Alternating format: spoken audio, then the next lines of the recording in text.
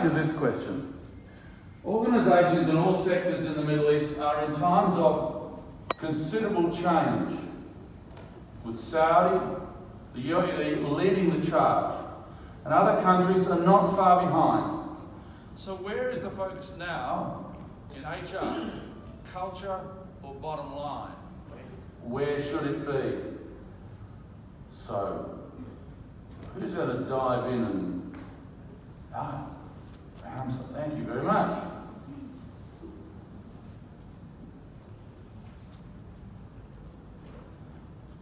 Probably on. Hello. It is on. Can you hear me? Great. Okay. Where are we in terms of HR in the Middle East due to the change that is taking place in this region?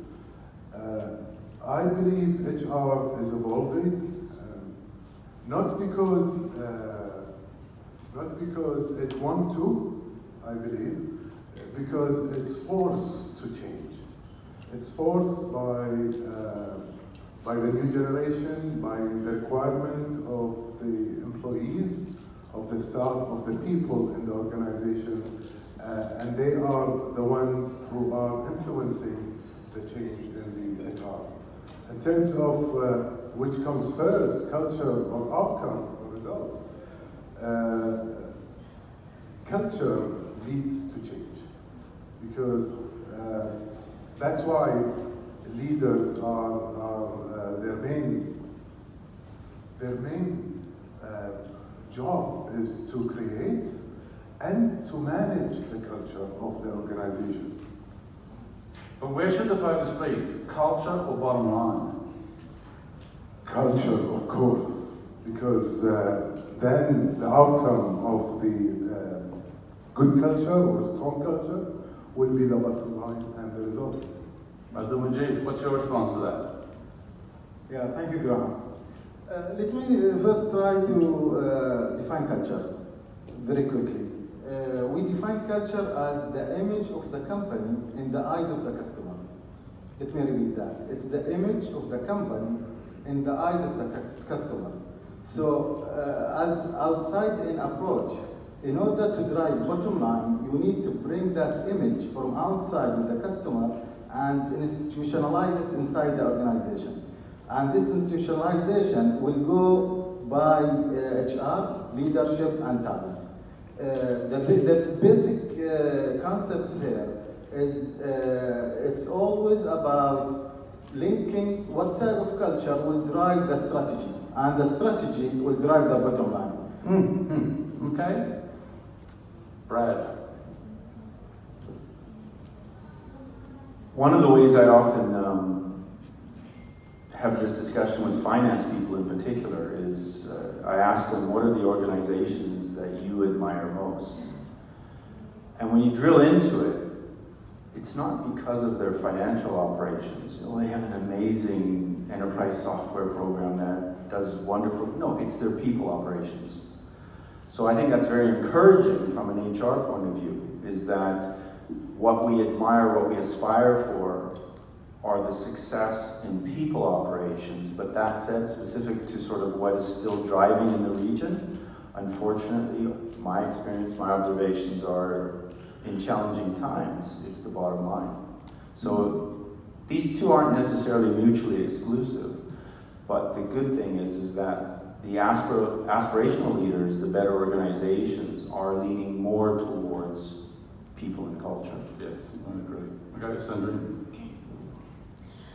Very quickly, I just want to quote again Richard Branson, who was quoted yesterday, when he said, take care of your employees will take care of your customers, and the customers will drive your bottom line. So I think as everybody has said, it's just a virtuous circle, but where we can impact the most is probably the people.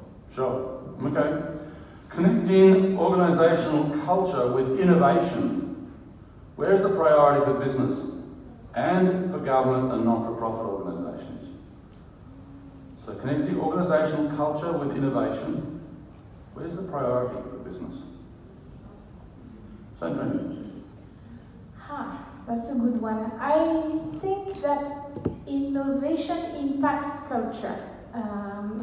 Not necessarily that culture drives innovation, although in some cases it can be, if the core of the organization is centered around research or creating new products all the time and this kind of stuff. But I think that most importantly, innovation will have an impact on the culture.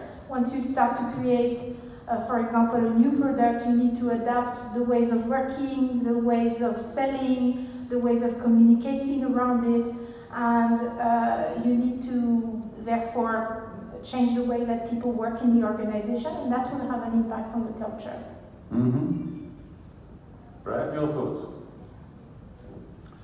Well, Sandrine got me thinking about another Richard Branson quote as well. And when he was in the GCC region a few years ago, someone asked him this type of question.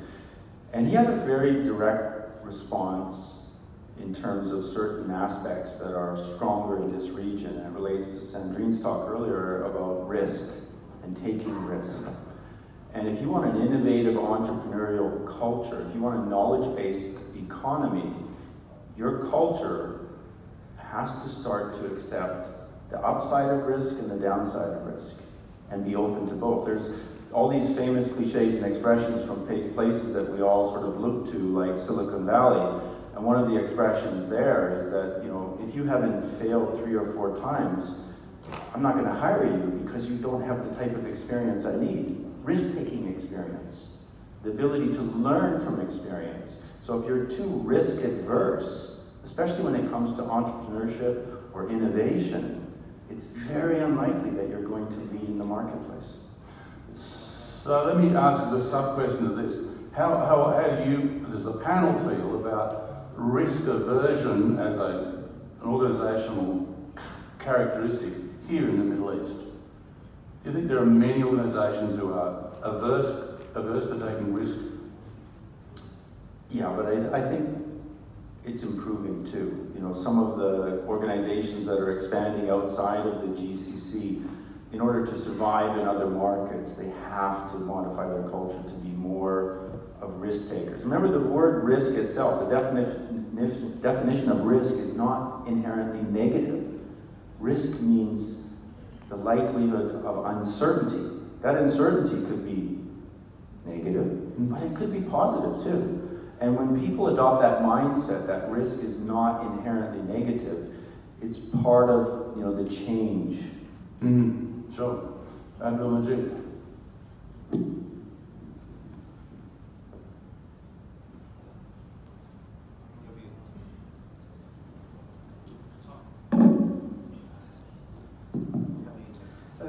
Let me just go one step back regarding the innovation and culture before I Sure. risk. Innovation, when we look at organization, there are 2 different types of organization, product innovation and solution innovation. And product innovation, we work with some companies where actually they design internally, but they deliver externally, which means they invite their customers to innovate their products. So, and this is because at the end of the day, innovation is around the value. Mm-hmm. So what's the value that the organization is trying to deliver to its customers? So let's bring the customers in order to help us to figure out what actually these new products look like. The other thing is regarding around solution, and this is more internally, because sometimes we have in certain industries, there are actually very small room for innovation, outside innovation.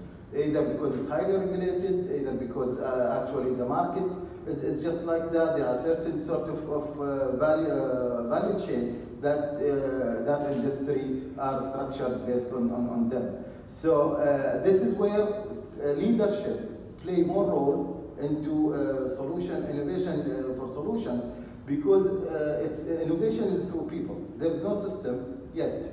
There is no technology can innovate on behalf of people. So what we need to do is how actually I set up not only the organization, but it's the leadership, because the leadership is the first filter for innovation. If they are accepting or rejecting ideas, they are actually either building or demolishing the innovation culture. If I go to the risk and how we actually think about risk in this part of the world, I think there are 2 things which we can identify as a trend. One is the context. This market being placed for so many years of high internal demand. When you have a high internal demand, so these companies, they even don't think about, exploring new horizons because they barely can meet the needs internally. Now, as the context and economy started to go global and more international companies entering the market, they started now to think, okay, now it's a competition, no longer it's a monopoly. So now we need to know how actually we can win in the marketplace. So I think this is one aspect. The other aspect of risk is highly associated again with leadership. We have the type of leaders whom actually they are very futuristic, they are very comfortable navigating the uncertainty, and that's why they design their strategies around these capabilities, where others, they are more of execution, it's day by day, I need to know where I'm going before I tend to make any commitments. So organization responsibility is to align these models of leaderships with their strategy. So what type of leader is this CEO actually will get us where we want, or actually he's not, because he's not the type of person who is very comfortable with uncertainty. So how much do you believe that change is happening, where leadership and organisations are more open to and embracing innovation? How much of the change? Yeah, actually there's a very interesting phenomenon happening, especially with the family business, because most of the economies here, one key contributor is family business. And family business now is really transforming themselves into leadership systems compared to leaders or celebrity leaders. Because now it's no longer about the founder. It's no longer about the family. If I want really to sustain this business, I need to bring a leadership system which will make sure there is always a next generation of leaders ready to take over at any time. Okay. Hamza. Innovation and culture.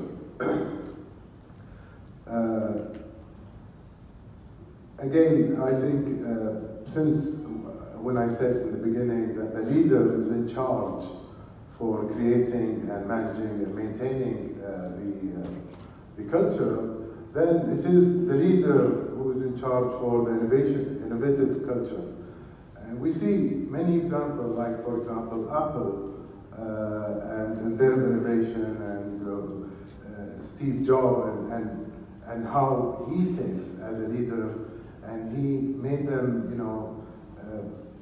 completely always changing the status quo, rather than saying, no, we are comfortable. Even this morning when we saw the milestones of Microsoft, how they evolved and how they transformed, it is the leader.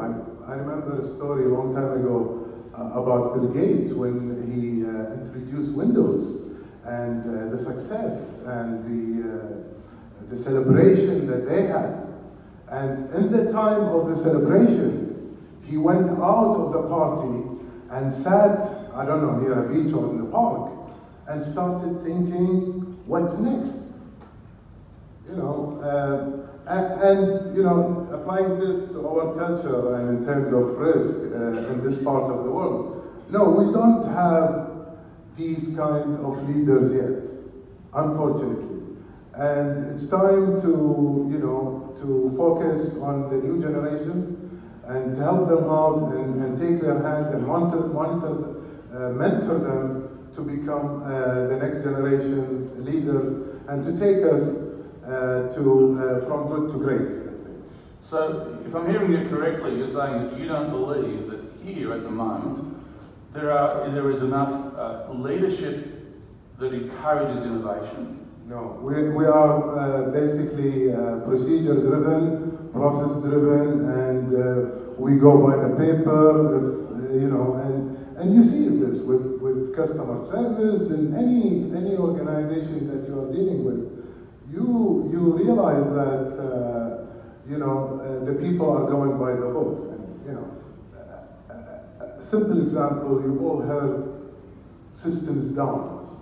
What does that mean, systems down? Or it's the policy. We cannot do that. And who built the policy? You can change the policy. You can enhance the policy to cater for your customer needs. And then, this is part of the innovation. It's not necessarily a new product or a new even you know, in terms of communicating with each other. And who set the norms? Usually it is the leader. I remember once one leader came to us, and this guy, we've been told that he comes to work from 6 to 6.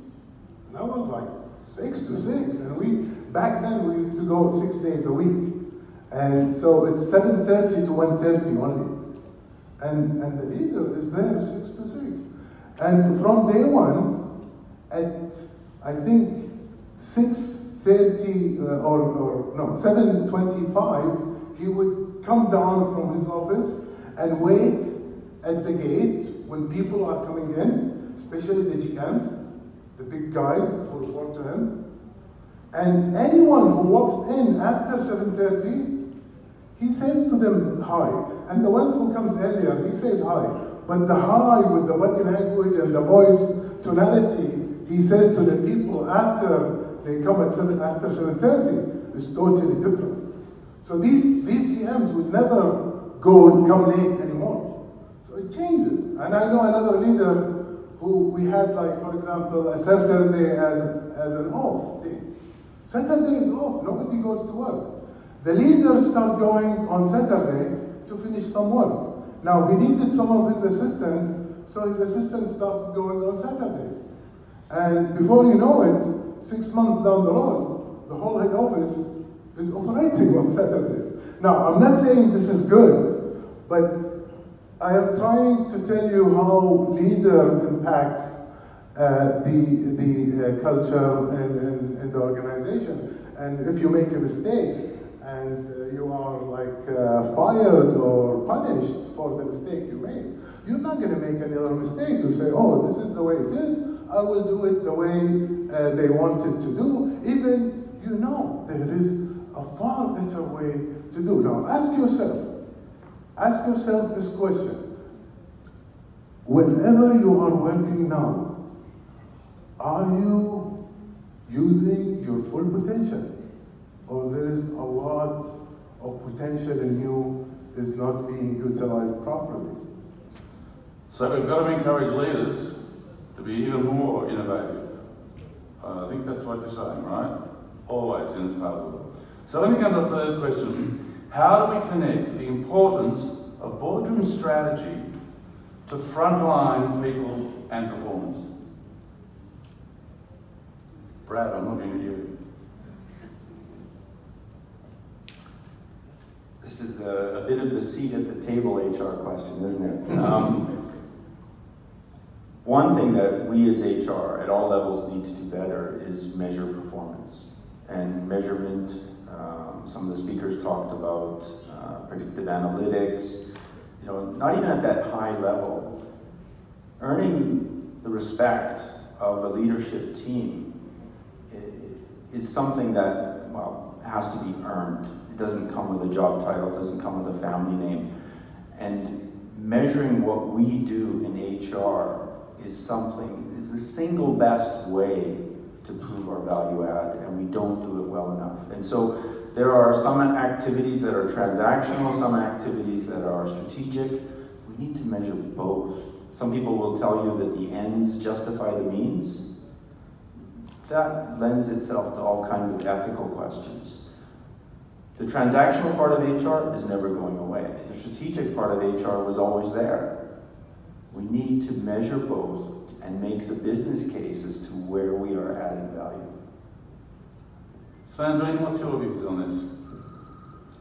I'm going to talk in a very super pragmatic way on the performance management system. There's just recently been a survey by McKinsey that came out, and the factor which is influencing the effectiveness of the performance management system the most is the perceived fairness of the system. And the three things that lead for employees to believe that the system is fair are tying the objectives to the bigger goals of the organization, getting constant feedback, and also fair rewards.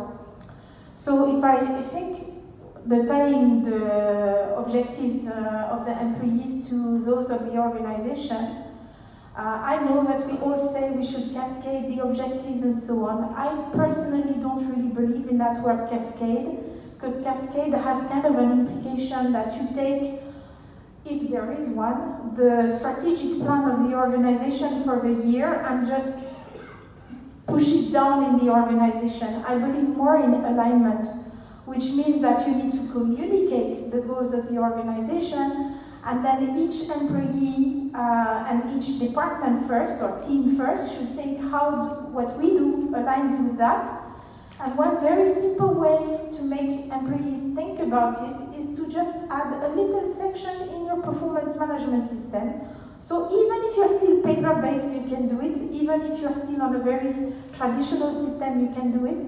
And you can say, my goal supports, and you just list all the objectives of the company and the objectives of your department, and you oblige the employees to link each of their objectives to one of those. It makes them think what they do, how it aligns with the interest of the organization. It's a very simple technical, tactical thing to do, but which has a huge impact because it obliges people to think. So even if they choose the wrong one, at least they've thought about the organizational goal. We've got to encourage them to think. Some organizations don't want their staff to think. Yes, that's a challenge. And some organizations don't communicate their strategic plan. Absolutely. So that's a big challenge. But we can't say we want employees to help the organization and not tell them where the organization is heading. I mean, this is nonsense. Sure. Yes. So I'm going to ask, if I can, for two quick responses from AbdulMajeed and then Hamza, and then we need to move on. How do we connect the importance of boardroom strategy to frontline people and performance?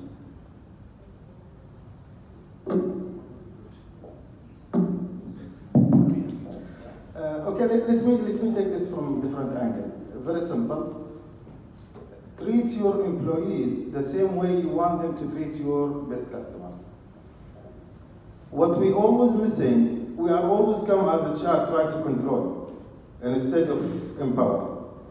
Let me ask you a question as HR. How many times, or do you have regular meetings with your marketing and sales teams or not? Because what you do translates into the front line. The design, regardless of the strategy, because the design, what you do internally to move strategy into the front line is the HR work. You are the architect. And so how many times you have these meetings with your marketing and sales? How many times you understand what type of behaviors, what type of tools, what types of skills we need to equip our frontline employees in order to be able actually to translate this strategy in a very simple way. Great, thank you. Briefly, please. Yes, Stephen Covey said once, no involvement, no commitment. So I believe the best, the shortest way is to involve the frontliners in setting the strategy. Why not? If they are involved, they will carry it out. Of course, the communication part has to be there. But I go back to my friend when she said cascading. She doesn't like that word, cascading. It's like you are feeding your son and daughters by force, and they don't like the food, and you're feeding them by force. They will eat it, and maybe they'll spit it out. But if they are involved in cooking the meal, they will eat it, even if it's burned, half burned, they will eat it. So the idea is that when I'm involved in the planning stage, I will make sure that I'll make it successful. If it's not mine, if it's coming from, I don't know which consulting company, knowledge consulting maybe, then it's not mine. Why should I be, I'm talking now as a frontliner, all right?